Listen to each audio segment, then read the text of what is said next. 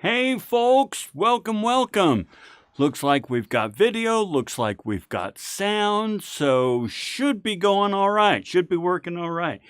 Hey, Tuesday, I hope you had a good weekend. Funny thing about Tuesday is that the weekend was just a couple of days ago, but since you're looking forward, you're looking at this big ass week in front of you, the weekend seems so long ago, but I hope you had a nice weekend.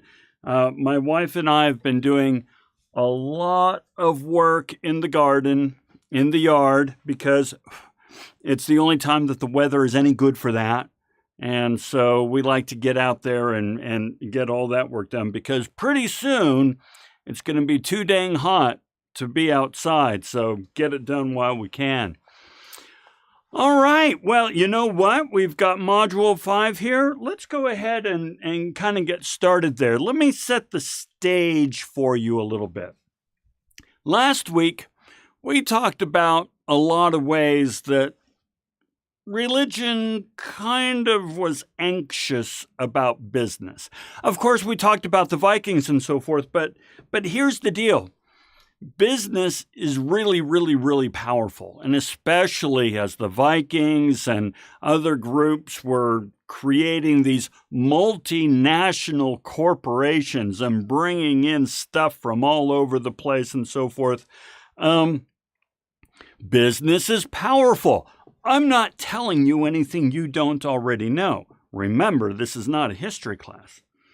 Well, this kind of made religion nervous because, as we discussed last week, religion was kind of the seat of power during the Middle Ages. All power was rooted in the religious institution of the area. It doesn't matter if we're talking about Buddhism or Christianity or Judaism or Islam or whatever, okay?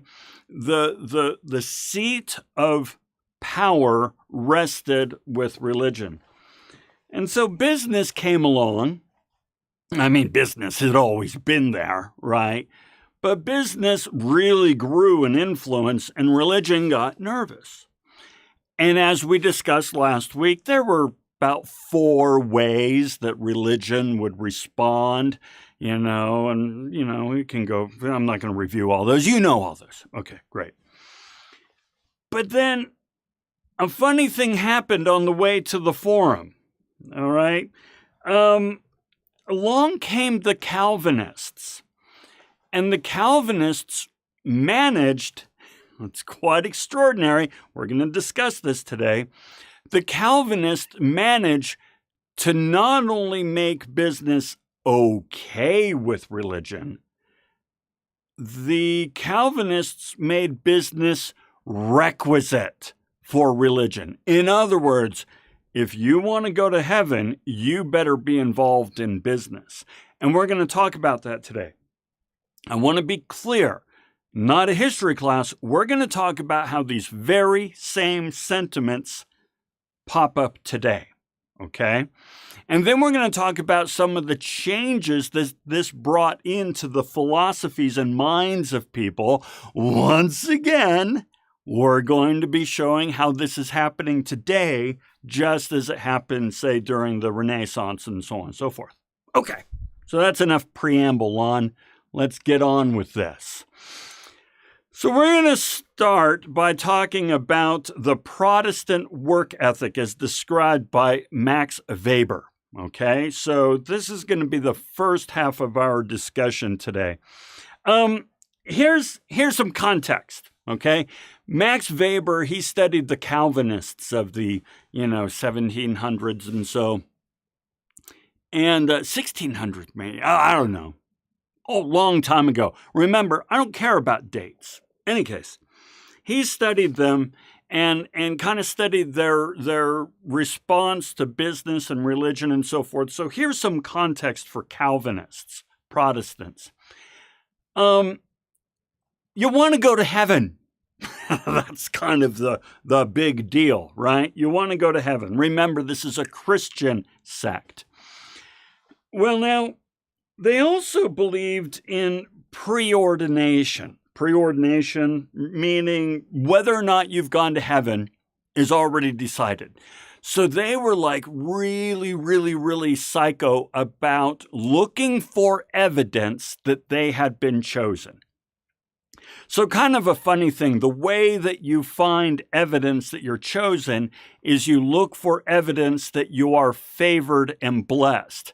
So not to get all religious for a moment, but whether or not it's preordination, predestination, fate, grace and so forth, or if it's by your own works, the same behavior is accepted. If you have to work your way into heaven, or if you're going to look for evidence that you're going to heaven, you're looking for the same thing, which is that you're rocking and rolling and you're blessed and you're doing well. So that's what they wanted. And so they figured every single moment of your day should be spent toward demonstrating that you are worthy for your place in heaven. All right? Because their whole idea was life is short, man. You don't know how long you're going to be around.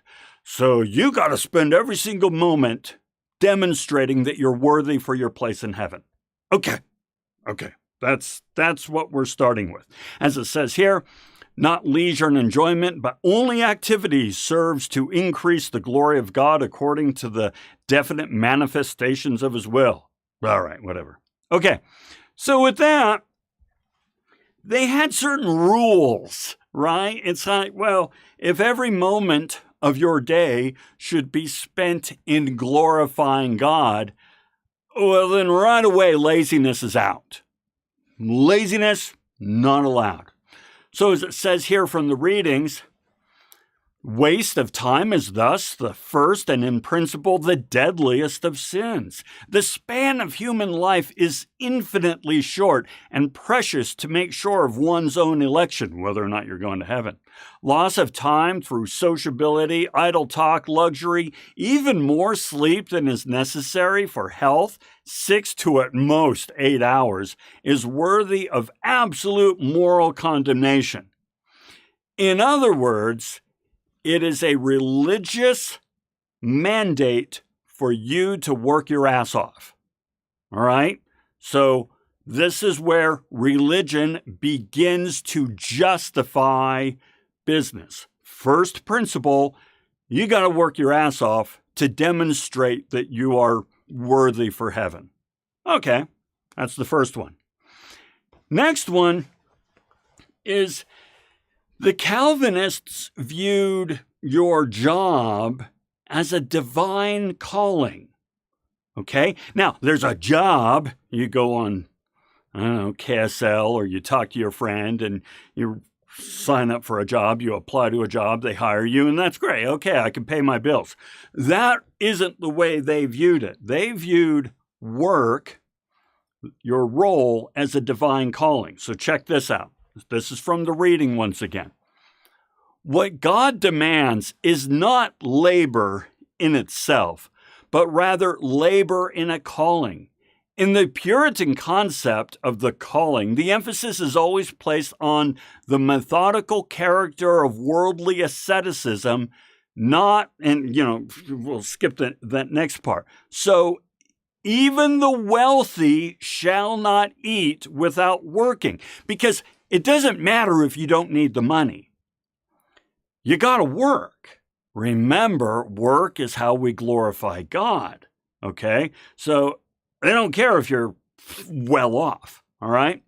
So, for even though they do not need to labor to support their own needs, there's God's commandment, which they, like the poor, must obey. For everyone, without exception to God's providence, has prepared a calling which he should profess and in which he should labor. It is a direct consequence of the divine scheme of things. Therefore, the differentiation of men into classes and occupations established through historical development became for Luther, a direct result of divine will. Perseverance of individual in the place within the limits which God has assigned to him was a religious duty. Okay, that's a lot of blah, blah, blah, blah. What does it mean? It means you are called by divine will to work in your sphere, right? Individual in the place and within the limits God has assigned to him, okay? So your job is an assignment from God. It is a holy calling. So as a result, work as though God had called you to the job. So this places a whole new emphasis on work, right? You and I mean, different people work for different reasons. Let's face it, right? But for the most part, you work to pay your bills. That's it, right? Some of us get some self-actualization out of it, so on and so forth. These folks worked to demonstrate their worthiness to go to heaven. That places a whole new emphasis on work, okay? So that's the second part that brought the Calvinists toward business. The third one, the worldly Protestant asceticism acted powerfully against the spontaneous enjoyment of possessions. It restricted consumption, especially of luxury goods. What does this mean? It means no bling. Don't go off and spend money on luxuries.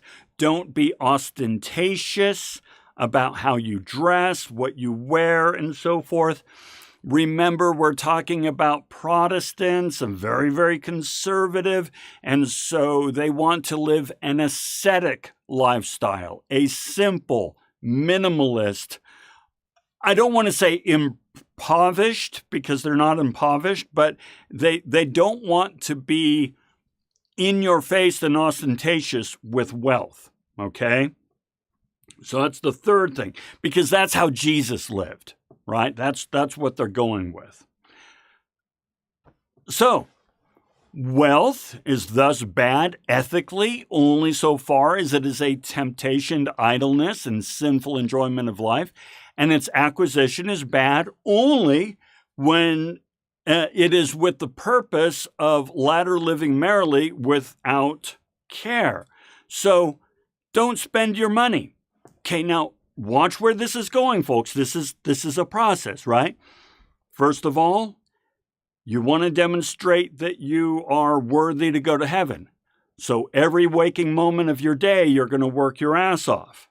Furthermore, the job that you have been given is a holy calling, so you better really work, right? Next, you're going to work and you're going to make a lot of money because you're working all the time, but you can't spend it. And you can't spend it on luxuries and so forth. So what do you do with this money that you've earned because you're working your ass off, but you can't spend it? This is the final element.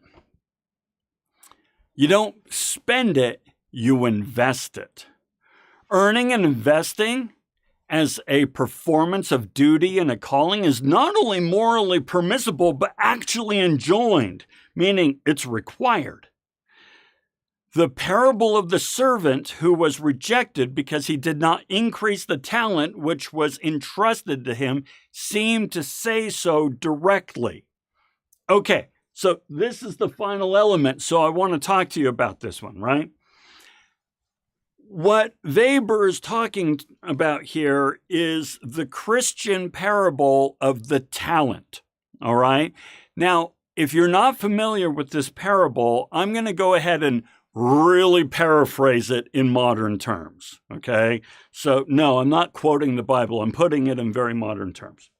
All right, so what we've got here in this parable is we had an investment banker, right? And the investment banker had three assistants, three kind of managers that worked for this investment banker. And the banker, he wanted to go on vacay. He wanted to go on vacation. He was going to leave for a year, go off and, hitchhike through Europe with youth hostels and so forth. So he went to his three money managers and said, all right, I'm going to give you all a portion of my money, and your job is to take care of it, right? So the first person, he gave $100,000, Okay, this is your money to take care of, $100,000. I'm just making up numbers to do the math. The next person, he gave $50,000. This is the money you need to take care of. And the last person, he gave $10,000. This is the money for you to take care of. And then he peaced out. Okay? All right. So these three now need to figure out what to do. Well, the first one said, well, hell, I'm going to invest this because if he comes back to nothing, he's going to be PO'd. So he went ahead and invested it and doubled it. The 100,000 became 200,000. The second guy who he gave 50,000 to, he did the same thing. He's no dummy, so he invested the 50,000, made it 100,000.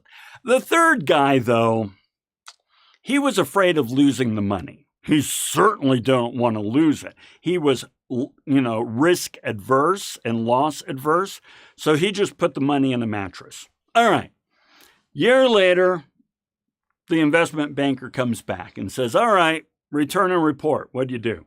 First guy said, well, I took the 100,000 you gave me, I invested it, and I doubled it for you. And the banker says, you're fantastic, that's marvelous, that's amazing, fantastic. Here is your reward, and gave him a pretty nice reward. Now hold on to that, okay? Second guy, hey, I gave you 50,000, what'd you do with it? Well, I went ahead and invested it, and I doubled it, $100,000. And he says, fantastic, marvelous, that's incredible, here's your reward. He got the very same reward as the first guy. It doesn't matter that the first guy handed over 200,000 and the second guy handed over 100,000. That's irrelevant. The point is he did what he was supposed to do with the trust entrusted to him. So he got the same reward. This is important, okay? The third guy, he said, well, I didn't want to lose the money because then I knew that I'd be short for this world. So I went ahead and put it in the mattress. You gave me 100,000, here's your 100, or you gave me 10,000, here's your 10,000. And the investment banker was like, you're dead to me. You're fired. You're out of here because that is the whole point of investing. I reap where I do not sow. So you're gone. All right, so what this means is that according to the Bible, your job is to invest the money and make more money through simple investment. So here's what it comes down to. Here's your Protestant work ethic, and this is all from the reading. When the limitations of consumption, meaning don't spend it, is combined with the release of acquisitive activity, working your butt off, the inevitable practical result is obvious. Accumulation of capital through ascetic compulsion to save. The restraints which were imposed upon the consumption of wealth naturally serve to increase it by making possible the productive investment of capital. So you don't spend it, you invest it. And my friends, these people got rich through all this, okay? Made a lot of money. So now, this is where we're going to start getting some light bulbs going here. Let's talk about this today. Let's first talk about poverty, okay? Remember, you're supposed to spend every waking moment of your day working to make manifest the glory of God because your job is a religious calling. So check out what this says from the reading. To wish to be poor it was often argued, the same as wishing to be unhealthy. It is objectionable as a glorification of works and derogatory to the glory of God, especially begging. On the part of one who is able to work, it is not only the sin of slothfulness, but a violation of the duty of brotherly love according to the apostle's own word. Okay. So with that in mind, let me first ask you, and we're going to go ahead and start getting some things going here. We're going to talk about panhandling. We're going to talk about this guy. I can't show you the video because I can't show a video within a video because then, I'd get in trouble, so on and so forth, copyright. But we're going to talk about what these guys said. Guy there on the left is Mike Adams. He makes about $700 a week working 2 to 3 hours a day. He's been doing this for about 20 years. The guy on the right's a reporter interviewing him. Put in the comments, and by the way, you're all right. There is no right or wrong answer, okay? But put in the comments, is panhandling work? Now, when you say, yes, it is work, say yes, and then give a reason. Yes, blah, blah, blah. Or no, blah, blah, blah. And you're perfectly welcome to put both. You can go ahead and tell, yes, it's work because blah, blah, blah. No, because of blah, blah, blah. You can play both sides. Remember, this is a discussion, okay? So go ahead and put in the chat, is panhandling work? Yes, blah, blah, blah. No, blah, blah, blah.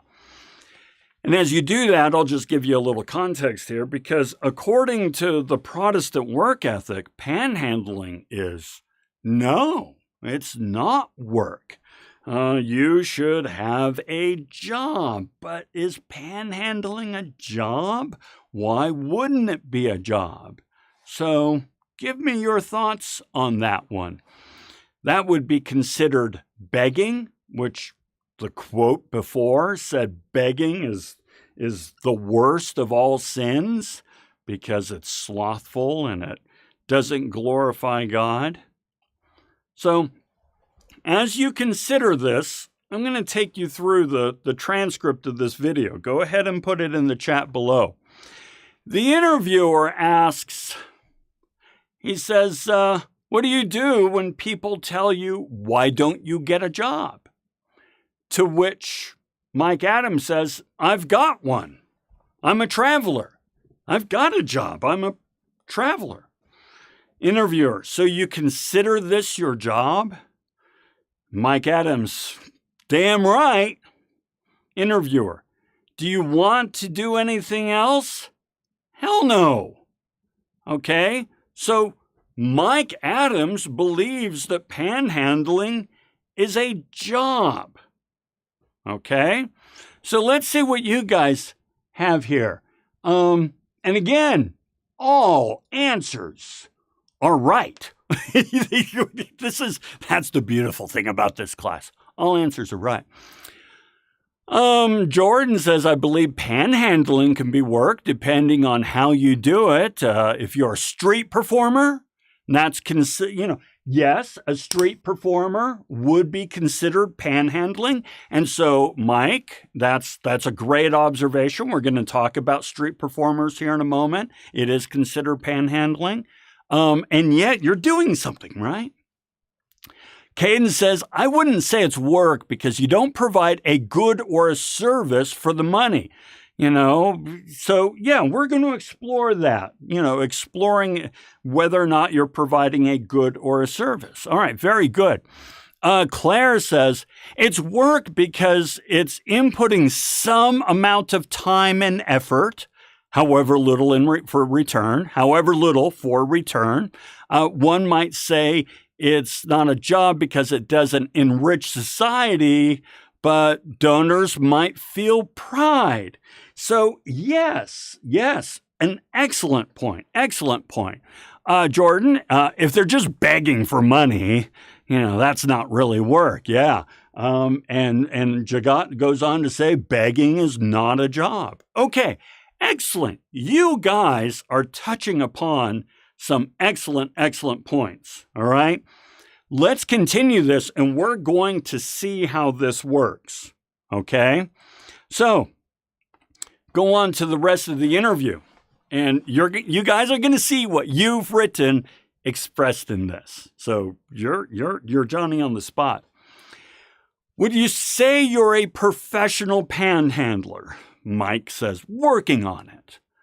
You've got to improve? You've got to do more? Mike says, yeah, don't you improve in your job? Yeah, I improve in my job. So he has the growth mindset. Are you a professional panhandler? I'm working on it. A growth mindset. I can always get better at doing what I'm doing. I'll tell you what, I know a lot of professional employees who don't have a growth mindset. Okay? So now this is what we're going to come back to the next slide. Here is an assertion. This is not me agreeing or disagreeing with anything you've said, because all of you have spot on excellent points. I am going to give you, oh, by the way, he's not showing skill experience. Okay, interesting. So let's play with this for a moment. All right? So these are my assertions. All right? You don't have to agree or disagree. I don't even know that I agree or disagree. We're just talking. I am going to assert that panhandling is work and that they do provide a service. Okay?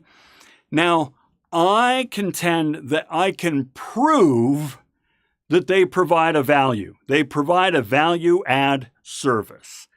My proof is the fact that people give them money voluntarily. You are not required to give a panhandler money.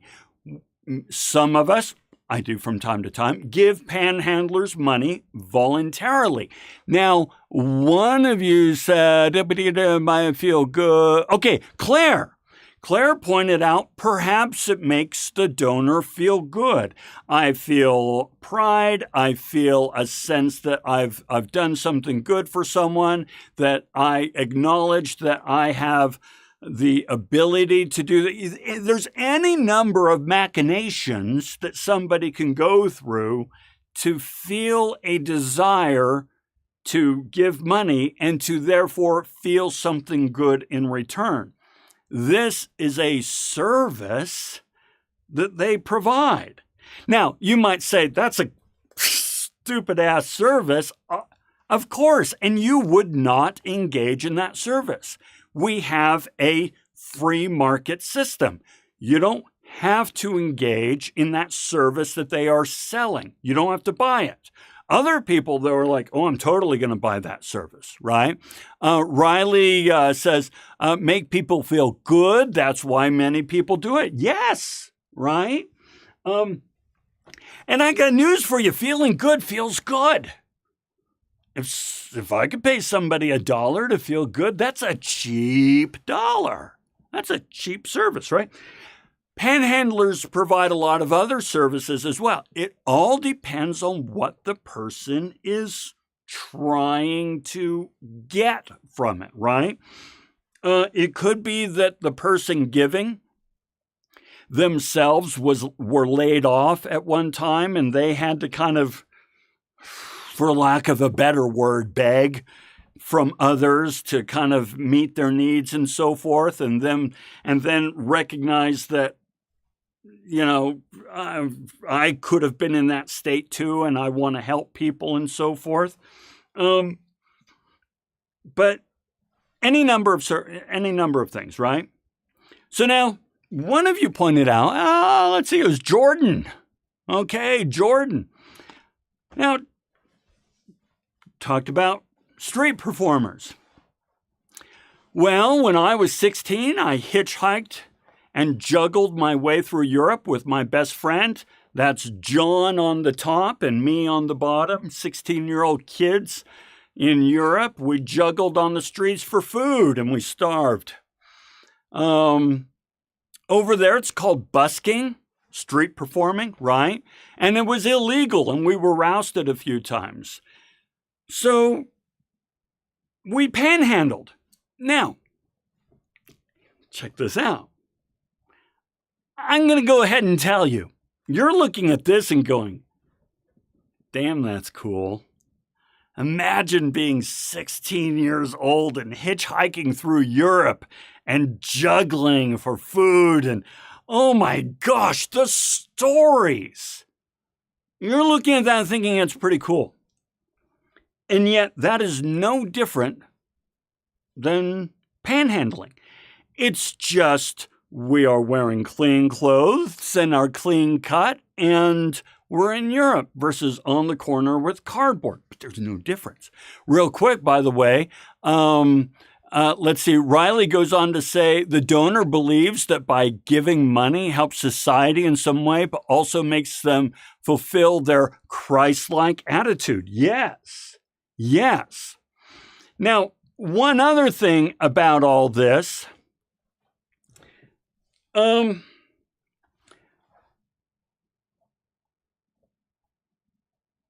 describe for me, well, how do I put this? This is going to be a little tricky to do just in this. Why do we hesitate to give to panhandlers? Now, maybe you don't. Maybe you don't hesitate. So make up a reason, right? We're getting our light bulbs going. Let's get some more light bulbs going. Make up a reason. What I'm saying is when you put down a reason, I will not attribute that reason to you. We are just making up reasons why somebody may hesitate to give to a panhandler, okay? Why wouldn't you give to a panhandler? Let's see. We don't know where the money is going, Riley. That's an excellent one, right? We don't know where the money is going. Fear of being taken advantage of due to, abuse and so forth. I love it. Don't have the money to give, right? Oh my gosh, I know I hit it twice, but I'm going to leave it. Encourage them not to work, right? Exactly, all right? Okay, so these are excellent, and if you want to keep putting, so on and so forth. All right. Let me show you, let's reverse this a little bit. When your employer let's say, by the way, Riley, when panhandlers are seen as homeless and drugs are tied together, we kind of, conflate the two. Yes, we assume that they're going to buy drugs and so forth. We don't know how they're going to spend their money and so on. Excellent. Okay, let me check this. Let me show you a few things. First of all, assumptions. When your employer pays you, they don't go, all right, I'm looking for something to pretend is a check. I pretend there's a check in my hand, right? I know it's direct deposit, but bear with me. They say, okay, here's your paycheck. Whoa, hang on. Actually, before I give you this paycheck, what are you going to do with the money? It's none of your flipping business. What? What employer in their right mind, none, would say, I'm about to pay you, but before I pay you, what are you going to do with the money? I want to make sure that you are using the money in a responsible way.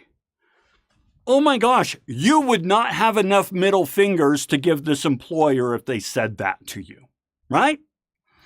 And yet, we do this with, say, panhandlers or the homeless and so forth, as they've been described here, right?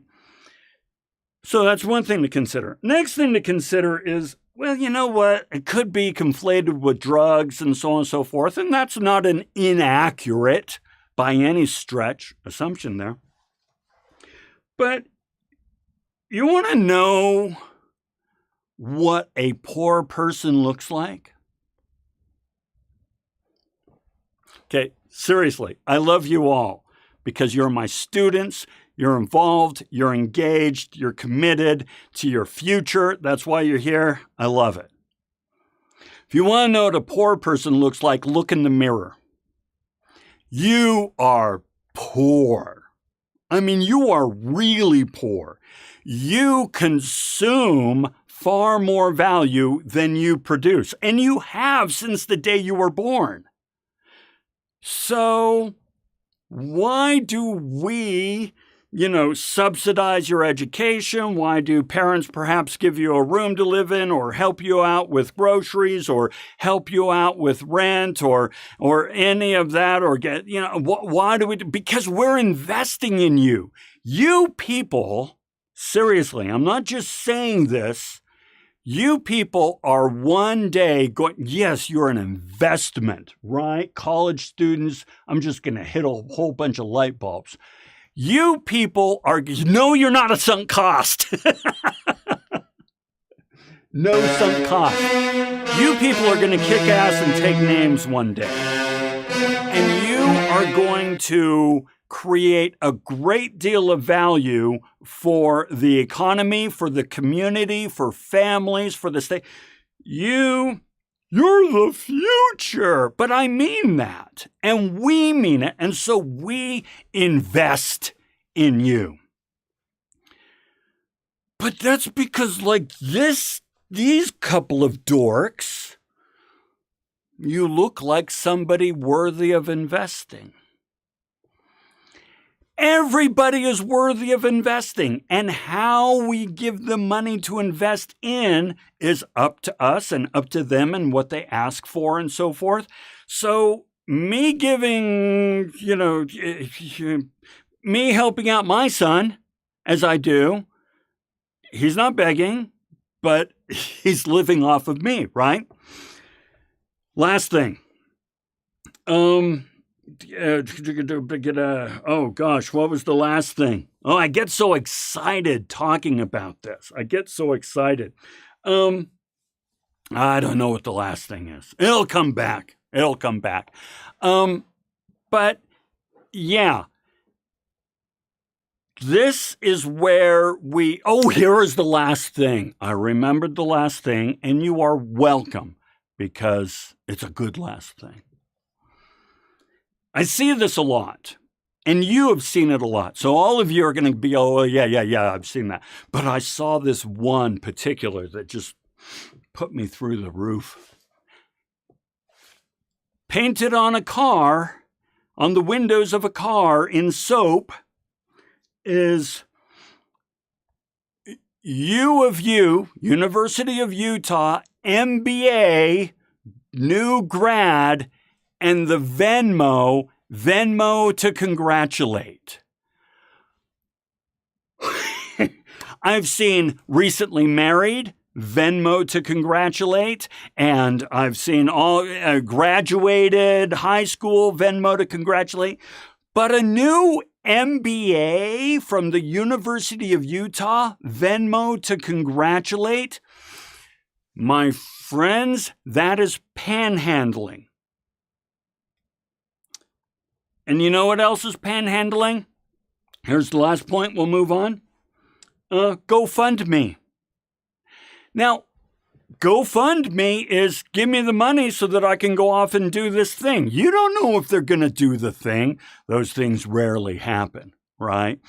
And by the way, do you know what those newlyweds who are panhandling with Venmo, do you know what they're going to do? They're going to go to Vegas and get drunk. Oh, the panhandlers are just going to spend it on alcohol and drugs. So are the newlyweds. Okay? So, yeah. Then, still sketchy, right? I'm kind of in the same boat with you, Riley. All right, so all of this is saying, let's rethink what it means to work. Okay? One of the things that and I'm sorry, I'm on a soapbox, but that's too bad. You have to deal with it. It's like when somebody asks, what do you do? What they're really asking is, what do you do for work such that the economy benefits from your labor? Because, for example, I could say that I'm a college professor, and they would say, oh, okay, and they wouldn't say it, but they would know in their heads I understand how you benefit the economy now. But what if I were to say, I'm a YouTuber? I am a YouTuber. Now, I make significantly less money on YouTube, as in peanuts. I make significantly less money on YouTube as I do as a college professor. But if I were to say I'm a YouTuber, they'd go, yeah, right. You see what I mean? And I spend as much time working in my garden as I do anything else. Why don't I just say I'm a gardener? It's funny how when somebody asks, what do you do? What they're really asking is, what is your monetary benefit to my economy? Okay. All right. Enough with that rant. I can barely afford groceries. I don't need to see myself hanging out essentially for free. Yes. Yes. Okay. Let's keep going. Two quotes, one of them from Herman Melville and one from me. Herman Melville, he's the one who wrote Moby Dick. Toil is man's allotment, toil of brain or toil of hands, or a grief that's more than either, the grief of sin and idleness. And the other quote from me, that one over there, it's how I flirt with when I check out the grocer. I'm not using self-checkout anymore. When the grocer's there, he or she is working away, and I just I'm one of those old people who wants to put a smile on your face. And I say, how's it going? And he says, doing all right. And I said, how much longer do you have on your shift? I got 3 hours on my shift. And I said, well, the only thing worse than having a job is not having a job. It's just the way it is. Okay. All right. We are now going to go, gosh, why did it say part 4? Because this was part of a bigger one. We're going to talk about the economic revolution. But to do that, we need to shift gears. So I think what we're going to do for a moment, we've been at this for about 45 minutes. Let's do a stretch break. We've been at it for 45 minutes. We need to change our brains because I kind of have to tell you, the next thing we're going to talk about is a brain messer-upper, all right? It's really going to mess with your thinking. So we kind of need to rejuvenate things. So run to the bathroom or get a drink or get a caffeine or get a dog or cat to put on your lap. We're going to take a break for a moment, a couple of minutes. As we do, and as you get up and stretch and so forth, I'm going to show you something from my shelf over here. So let me grab it.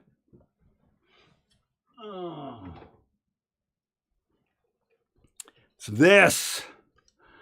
A cool skull with, I guess it's really focused on me, but cool skull with candle wax and so on and so forth. So here's the story with this. When I was a kid, and I'm older than your parents. That's how old I am, okay? Well, when I was a kid, I really liked old B horror movies. I still like old B horror movies. I can't really watch them as much these days because my wife isn't into B horror movies, but as a kid, I really liked them. And growing up, there were only 4 channels, ABC, NBC, CBS, and UHF, right? And so whatever was on TV is what was on TV. Well, growing up in the Bay Area, California, at like 11 o'clock at night on Saturdays was a show called Creature Features. And Creature Features was where they would just show old B horror movies. And it was hosted by a guy named Bob Wilkins. And it was really funny because, all these horror shows would have, hosts like Elvira and Joe Bob Briggs. He's a more recent one. And then some other guy, I forget his name, Dracula sort of thing, The Undertaker. I don't know. But But Bob Wilkins was a really straight-laced, wore a suit, nice clean haircut, thick glasses. So he looked like,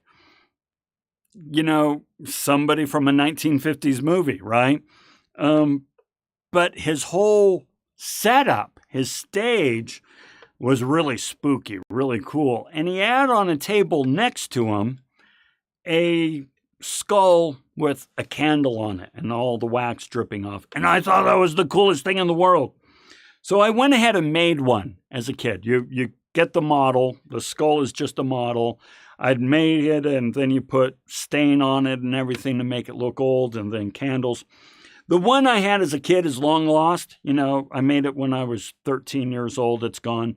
But about, probably 30 years ago, I made this one. And every Halloween, I'll pull it out, put a candle on it, light a candle, and let it sit there out there in the front. And kind of fun. So,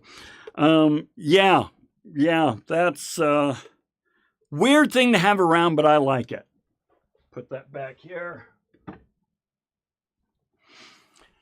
And you probably notice some of the animations and so forth that I do here are from B horror movies and so forth. So, of course, I have a lot of Godzilla. I have Plan 9 from Outer Space. I have Forbidden Planet and a whole bunch of others. I just think they're cool. Okay. All right. So, that's been a couple of minutes. Hopefully you're on back and so forth. So let's do our second reading, all right? The economic revolution. I'm going to go ahead and read this quote here to kind of set the stage, and then we'll get into it. The market system with its essential components of land, labor, and capital was born in agony. And an agony that began in the 13th century and did not run its course until well into the 19th. I maintain the agony isn't over. The agony it's talking about is the conflict between labor and capital. In other words, employees and employers. Employees and employers are always at odds. Not always, but they're at odds, right? And it's really during this economic revolution that we're about to explore that this started to come into play. Now, as I've said, this isn't a history class. I'm going to show you how this is still going on in very abstract ways. All right? So let's keep going. First, NFTs. Is that real? You know what an NFT is, right? Non-fungible token. They were all the rage a few years ago. The Gorilla Yacht Club, Monkey Yacht Club or something. I wish they weren't. Yeah. NFTs or crypto. If you believe that NFTs are real, then by definition, you believe that crypto is real because NFTs are bought and sold through crypto. So, NFTs, crypto, is it real? Can you hold one? You can't hold an NFT. You can hold the URL printed on a piece of paper, but that's not the NFT. That's simply a URL printed on a piece of paper. You can't hold a crypto in your hands, right? So, what are your thoughts? Who here trades in crypto? I have some crypto as kind of a natural experiment for this class, in fact, this very lecture. Actually, I bought it for another lecture that's like the last lecture. We talk about bubbles, and I bought some crypto so that I could show you how it works in a bubble. Claire says there's plenty of products we buy that are just concepts or purely digital. Ooh, Claire's on to something, folks.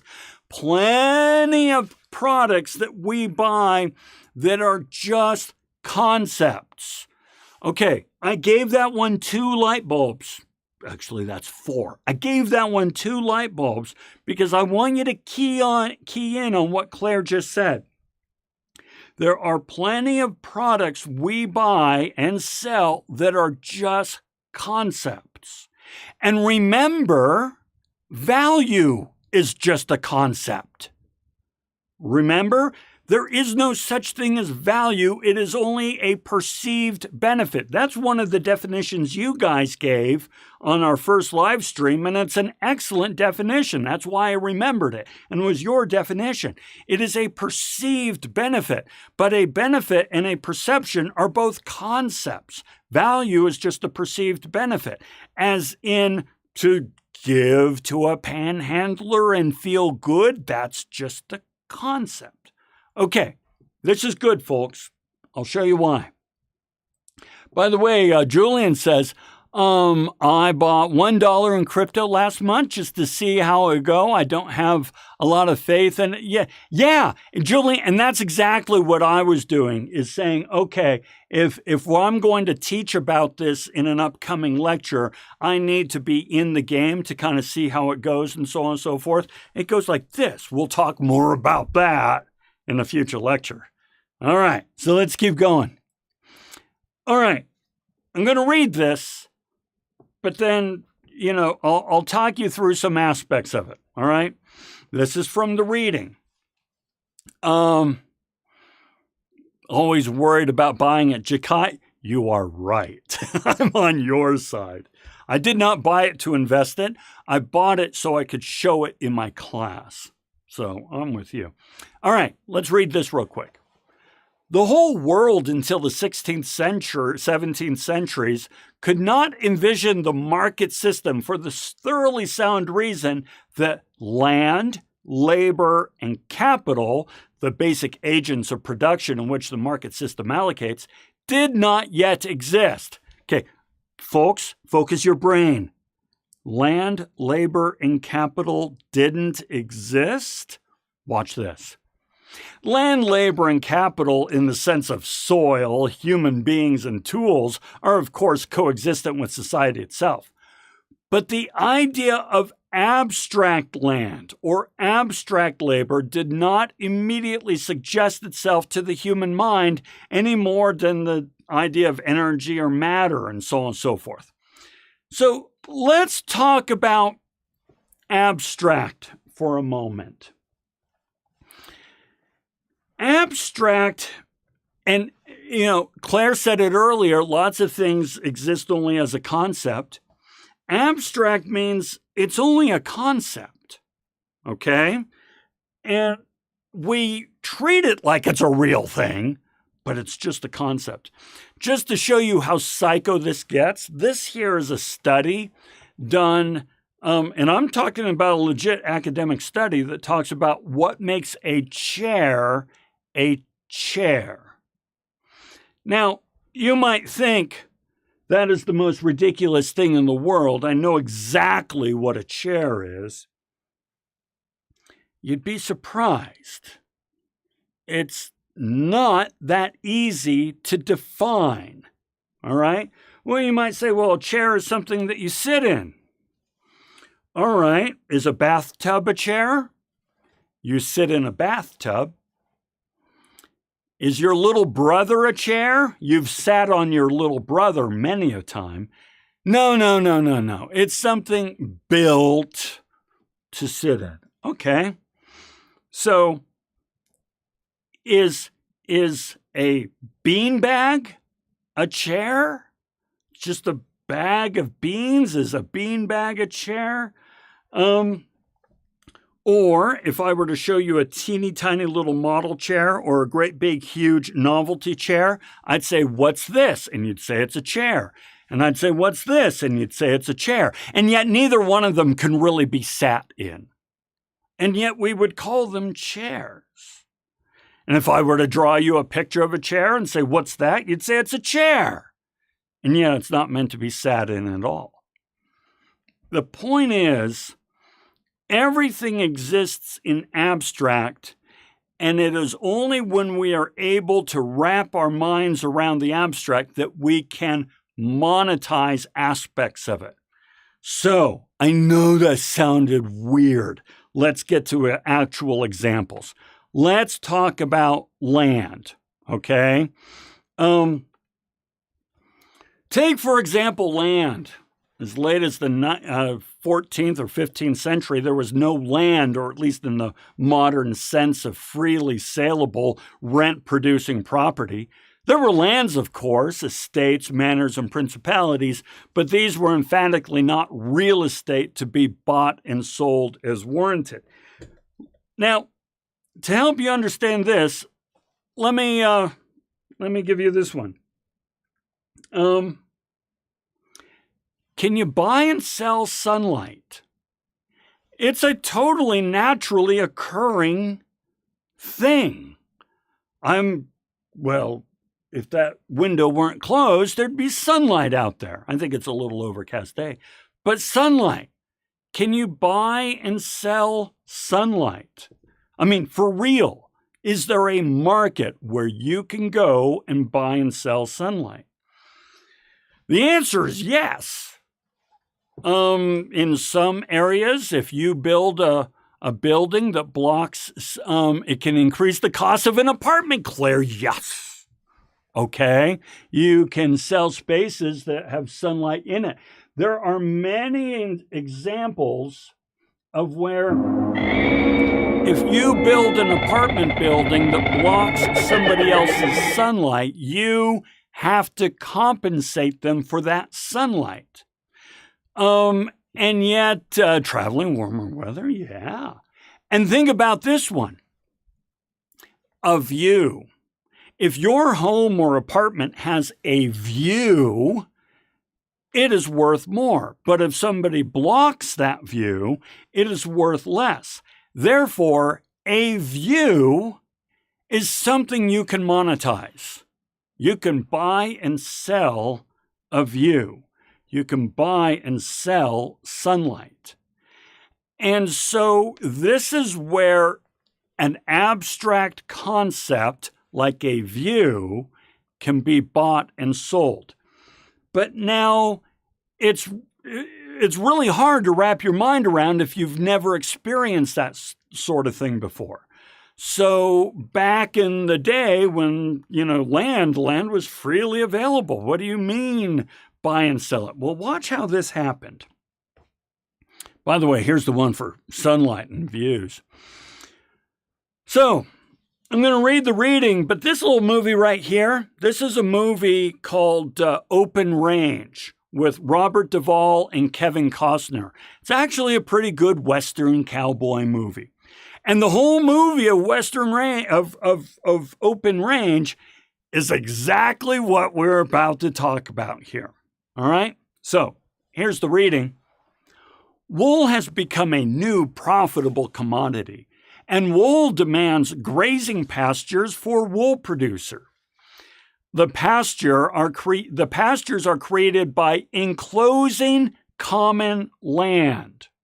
Okay, enclosing common land. Let's explain a couple of things here. Common land is land that everyone uses.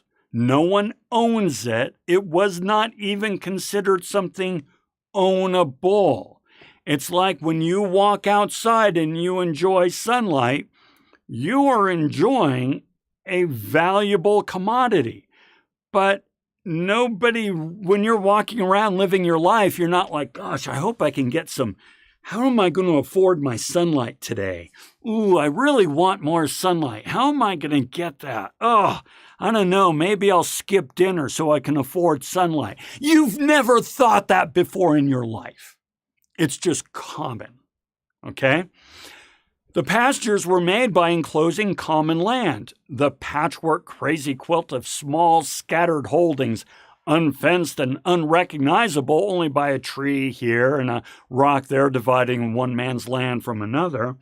And the common land on which all might graze their cattle or gather peat are suddenly declared to be the property of the Lord of the manor and no longer available to the whole parish, the whole community. All right? So, sold air in the Lorax. Yes. Oh, yes. Selling air in the Lorax. I love it. So in this movie, what happens is, and it's exactly what's talking about here. Kevin Costner and Robert Duvall, they're cattlemen, they're ranchers, right? And every year they do a cattle drive taking their cattle to market. And up in Montana or whatever, and they're down in Texas. I'm talking Lonesome Dove there. But in any case, they do a cattle drive to get their cattle to market. And they're going along and they come across a fence. And they're like, what the hell is this? They can't even conceive. This is America. This is just huge swaths of pastures that they drive their cattle across year after year after year after year. And they come across a fence.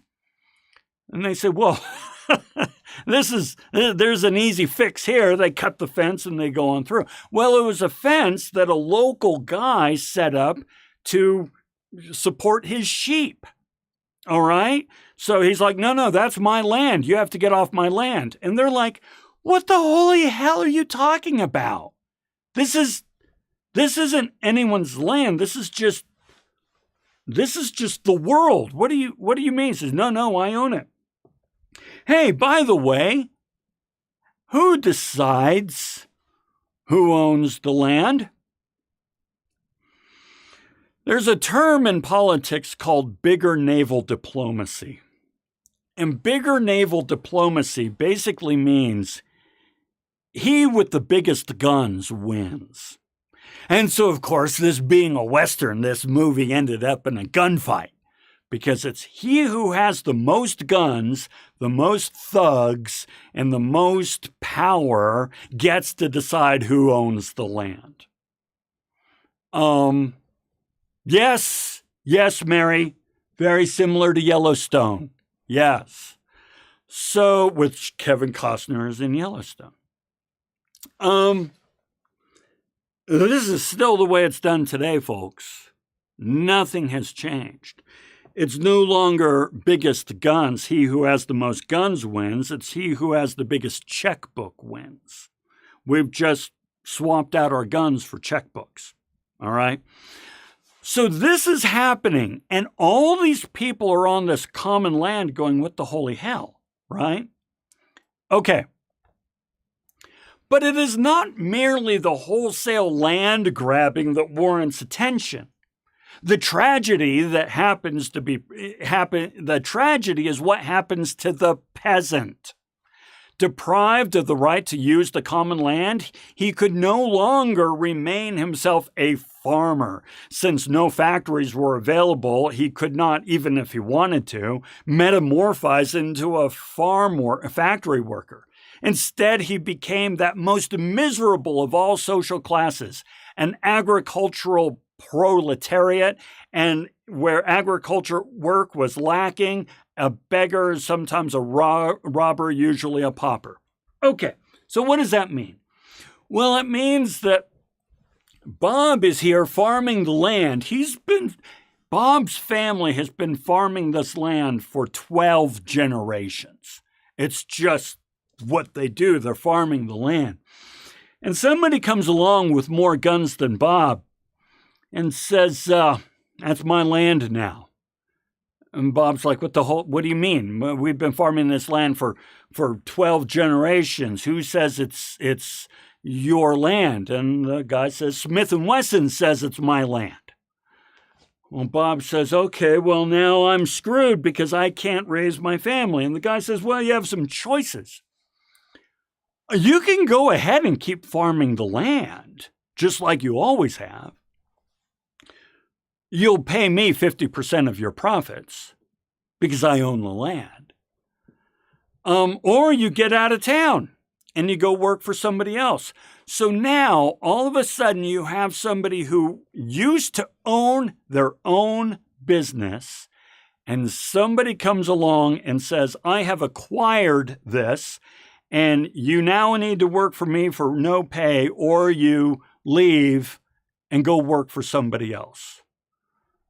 Well, and if there's not work around and available, they become a beggar, sometimes a robber, usually a pauper. This is real stuff that was going on, okay? Now, that was abstract land. Let's talk about abstract labor. You've always had to do work. No. Strike that. Work has always needed to be done. All right? So long as society's been around, we've needed to get work done. Well, how do you get work done? Well, there were two ways in the beginning that work was done. Is a retainer abstract labor? Yeah, that would count.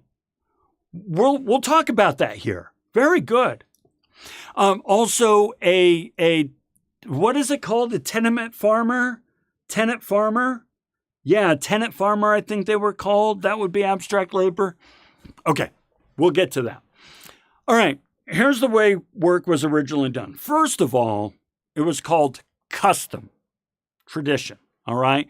So the same job would be passed down father to son, and yes, back then it was father to son. We're going to talk more about that in a future lecture. Father to son, generation to generation to generation. So 12th generation farmer, so on and so forth. So for example, my last name is Schiffbauer. Schiffbauer is German for shipbuilder. So 3 guesses what my family did in Germany. In fact, many last names were given to people from the tax collectors. The tax collector would come into town and say, okay, I need to collect taxes from the shipbuilder. Which one of you shipbuilder? Which one of you is the shipbuilder? I'm the shipbuilder. Okay, give me your taxes. And so you'd be Wilhelm Schiffbauer, which was what my father was named, right? Or Jorge Schiffbauer. So this is why you know people named Tanner. They worked with leather. You know people named Cooper. They worked with copper. You know people named Smith. Guess what they were? There's many last names would be based on your profession because that's what you were going to do.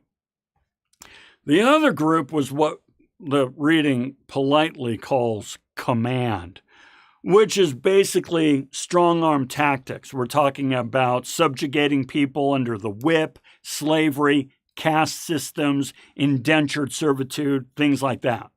So in the beginning of business, up until very recently, which is what we're talking about now, all the work was done by slaves, by caste systems, indentured servants, paupers and so forth, or they were done by people with the last name of Schiffbauer, Smith, Tanner, and Cooper, okay? But now we're getting the third category. Okay, now this is important. The third category is what we do right now. Market system, pursuing one's own monetary advantage. The idea is you guys are studying to do the job that you want to do, presumably, right? It's not your last name. Your last name isn't business. And you're not being forced by somebody with a whip to work in business. This is something that you have selected to do. It is a free market system. Now, you and I grew up in this, so we're kind of like, yeah, Lon, what's the big whoop? I get it. Well, they weren't too sure about it at the beginning, and there are still issues. Check this out. It was this paradoxical, subtle, and difficult situation to the problem of survival that called forth the economists. Okay, whatever that meant. Let's keep going. For unlike the simplicity of custom and command, your last name is Schiffbauer, you go build ships. You're a slave, you go do what you're told to do. Simple, right? For unlike the simplicity of custom and command, it was not at all obvious that with each man out only for his own gain, society could in fact endure. It was by no means clear that all of the jobs of society, the dirty ones as well as the plush ones, would be done if custom and command no longer ran the world. All right, what does that mean?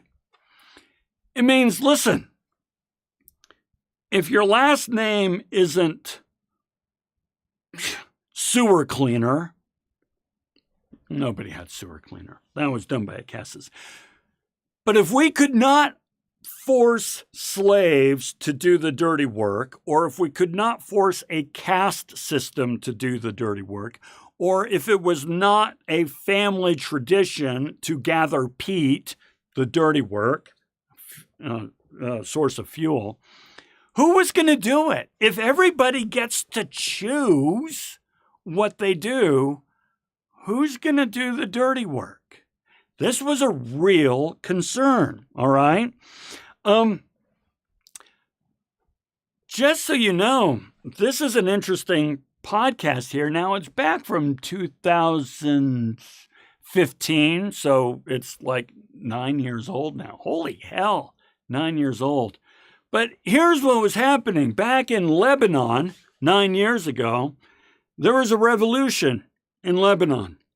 People rioting in the streets and so on and so forth. You want to know what started this? What the match was that set off this powder keg? Garbage collection stopped. That's it. Okay. Now, there were a lot of things that rolled in on that and all culminated into a revolution and so on and so forth. But the thing that really set people off was garbage collection stopped. All right. So it's a great example of this, how society's existence hangs by a hair. A modern community is at the mercy of 1,000 dangers. If its farmers should fail to plant enough crops, if its railroad men should take it into their heads to become bookkeepers, or bookkeepers should decide to become railroad men, if too few should offer their services as miners, puddlers of steel, candidates for engineering degrees. In other words, how are we going to make sure we have enough of the right people and not too many of another profession, right? The answer was enlightened self-interest. Now, I want to pause for a moment. I'm going to come over here to kind of get your attention. I know this is a lot of weird stuff, okay? And it's getting boring. I'm with you, but let me have your attention for one moment. We are now entering into the 5 pillars of capitalism, okay? 2 of the 5 pillars of capitalism are a free market system and the profit motive, okay? So a free market system, I'm going to define that one first because it's easiest to get. The free market system says anybody can offer any product or service at any price, presuming legal. Okay, let's just set that aside. We're presuming legal. Anybody can offer any product and service at any price, and anybody can buy any product or service at any price. And eventually, the free market system will find an equilibrium. People will sell the right amount of things at the right price because people will buy the right amount of things at the right price. Free and open competition, free market system. You guys know that one. But what we're introducing here is the profit motive.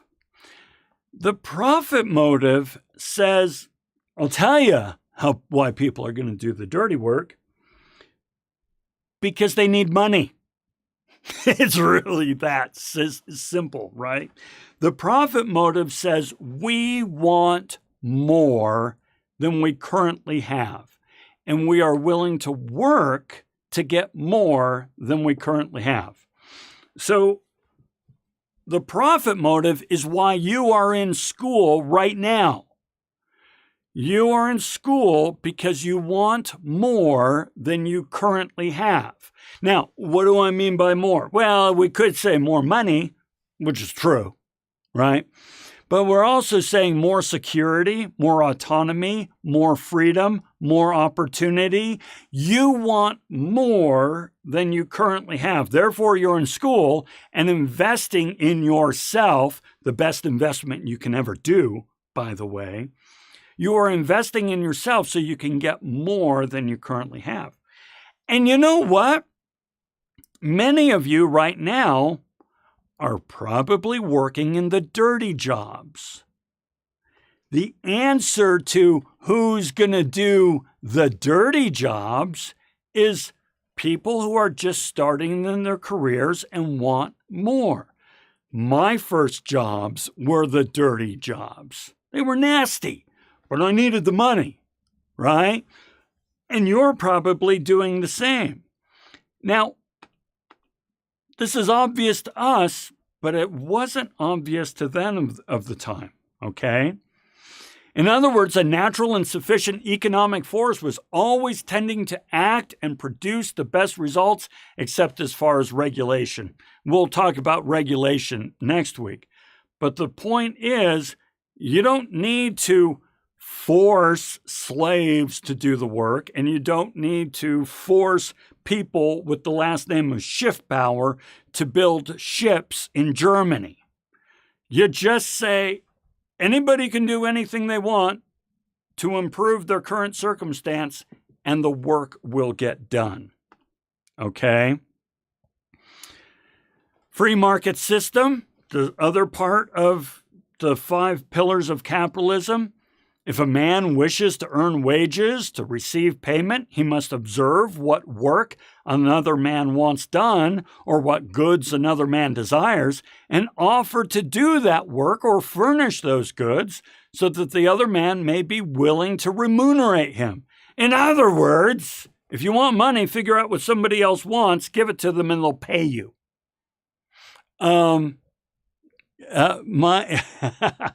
Now, the reason I have a picture, this is my father. Actually, I have this picture downstairs, this article.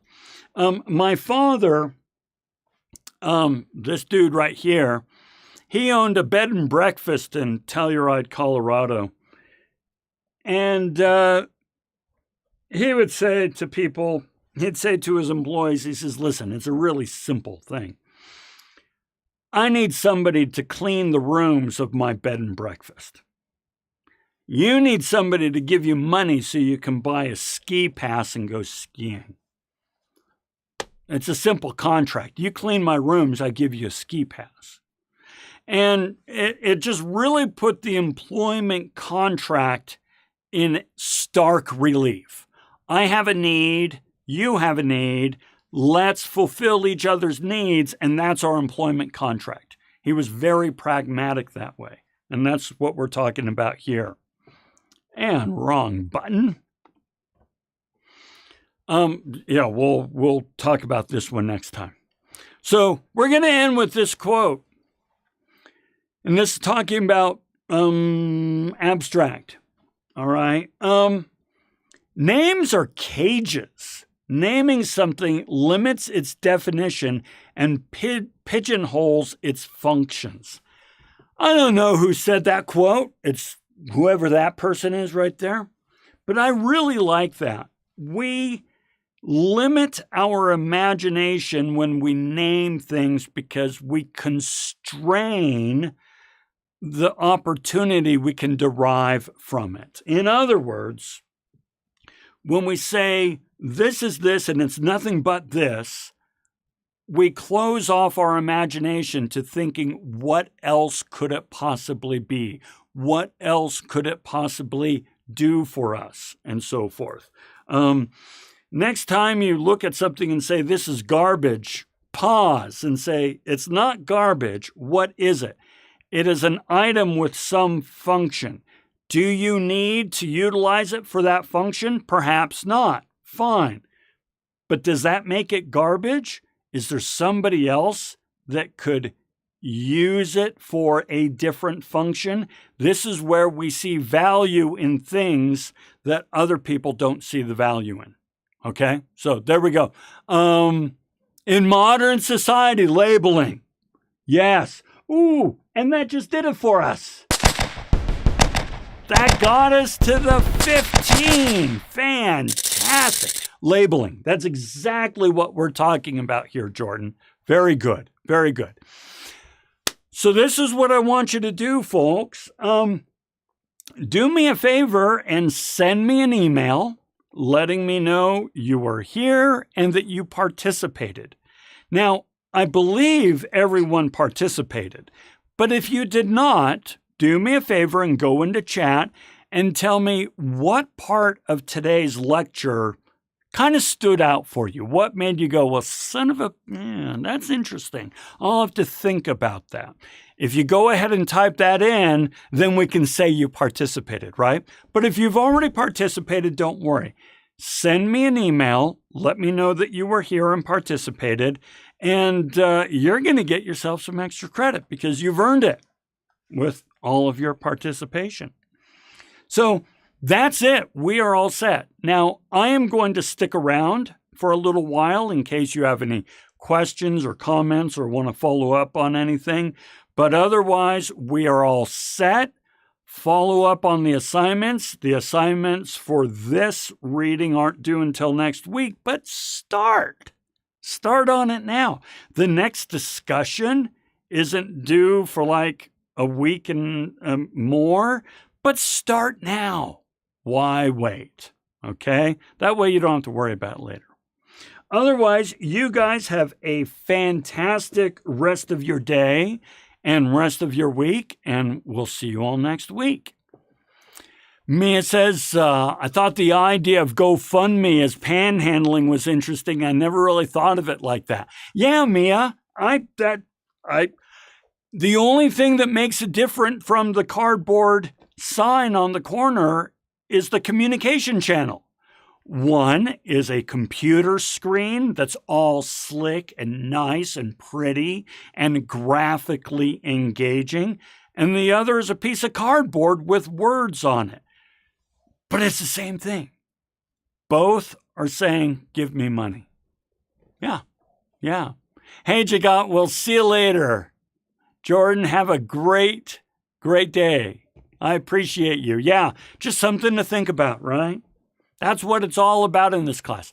Sophia, I found the discussion on begging is work very interesting. I can understand both sides. Yeah. Hard to make a judgment. Sophia, that wins the Cupid doll. I can support both sides. It is work. It isn't work. You don't have to have an opinion on everything. You have to have an understanding. And an understanding does not necessarily bring about an opinion, because the more you understand something, the more you realize that it's complicated and nuanced and very circumstantial. So, yeah, that's great. Mary says, I work at Eccles School of Business at the U, and the faculty are blown away by how you deliver live streams and your YouTube channel. Wow. Curious how they can utilize it in their teaching. Hey, Mary, I'm putting together a series right now on people management that is specifically designed for faculty to use. If you want to tell your faculty, hey, let me know what Lon can do in his videos and offer and so forth, I'll do it. I love producing stuff for other faculty to use. I use it, of course, but it makes me feel good when other faculty use it. That's my reward. So, yeah, I'll collaborate with anyone on anything there. So let them know. All right, Riley, we'll see you later. And yeah, Mary, pass it on. Yeah, absolutely. That'd be a hoot. It's fun stuff, this. That's one of the hard things. Don't worry, we're excused. You're done. We'll see you, Claire.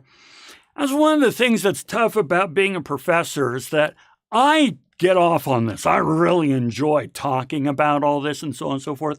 But I have to recognize, Lon, that's weird. Not everybody gets all excited and charged up talking about what is and is not work and panhandling and abstract value to be derived from the use of something that does not physically exist. I mean, right away you fell asleep halfway through that sentence. So I recognize that just because I super enjoy this doesn't mean that everyone does, but I'm glad you joined me for the ride. We'll see you, Mia. Have a good one, Claire.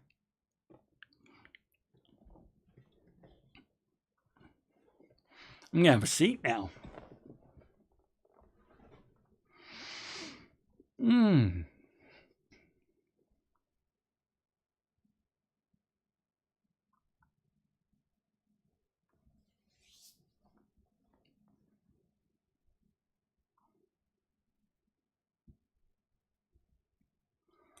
All right, it looks like folks are dropping off, so I'm going to go ahead and wrap things up. Again, have a great rest of your week, and we'll see you again real soon. Have a good one.